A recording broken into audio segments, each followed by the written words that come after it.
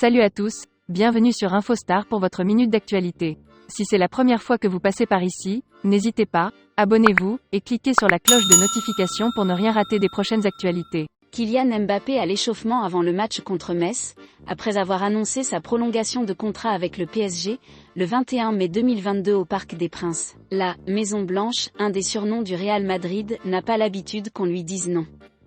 Dans l'esprit des dirigeants, dans le cœur des supporters et à la une des journaux AS et Marca en début de semaine, l'affaire était entendue.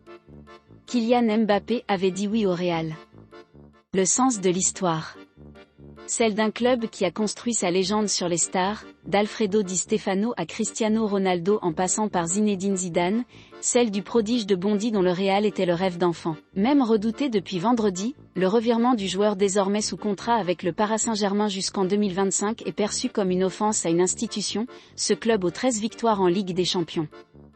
Être à Madrid est un privilège que tout le monde ne peut pas avoir, a ainsi publié le milieu de terrain Federico Valverde sur Instagram. Le message est assez explicite.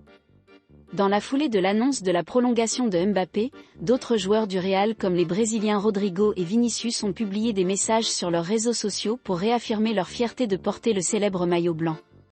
Tout sauf un hasard. Le club n'a toujours pas réagi officiellement à ce qui ressemble à un camouflet. Sans doute laisse-t-il la presse sportive locale réputée être proche de lui porter le glaive. Ce dimanche, Marca affichait en une un titre sans nuance pour accompagner la photo du joueur posant avec son t-shirt « Mbappé 2025 ». On peut y lire « As falta mucha clase para jugar el Madrid ». Traduction, il manquerait « beaucoup de classe » à Mbappé, pour jouer à Madrid. Dans les colonnes du journal, le ton est aussi mordant que rancunier. Si les buts de Mbappé ont été montrés jusqu'à la satiété, c'est parce qu'il était appelé à devenir un futur joueur du Real. L'année prochaine, sans cette loupe médiatique, il va être difficile d'avoir un minimum de ce suivi pour ses matchs contre Troyes, Angers ou Lorient, écrit ainsi l'éditorialiste Rubén Jiménez. Chez le rival AS, le ton est encore plus vindicatif, à partir de maintenant, tu seras toujours un perdant. Javier Tebas se lâche. Si les dirigeants du Real à commencer par le président Florentino Pérez semblent pour l'instant ne pas vouloir insulter l'avenir avec des déclarations tapageuses, les supporters ont, eux, la déception plus rancunière et définitive. Le Real Madrid a gagné 13 Ligues des Champions sans Mbappé. Il n'a jamais été des nôtres et il ne va pas nous manquer, estime Luis Cáceres, le président de la Fédération des associations de supporters du Real, au micro de la station de radio Cadena Cope. Javier Tebas n'est ni éditorialiste, ni supporter, mais le volcanique président de la Liga n'hésite pas à parler d'une « insulte au football ».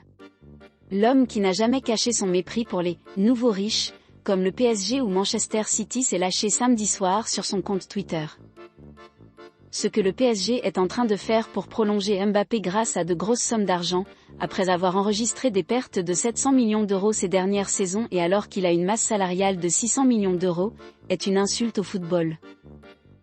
Dans la foulée de ce message au vitriol, l'organe qui gère le football professionnel en Espagne a diffusé un communiqué dans lequel il affirme sa volonté de déposer une « plainte » contre le PSG auprès de l'UEFA et des instances compétentes en France et dans l'Union européenne.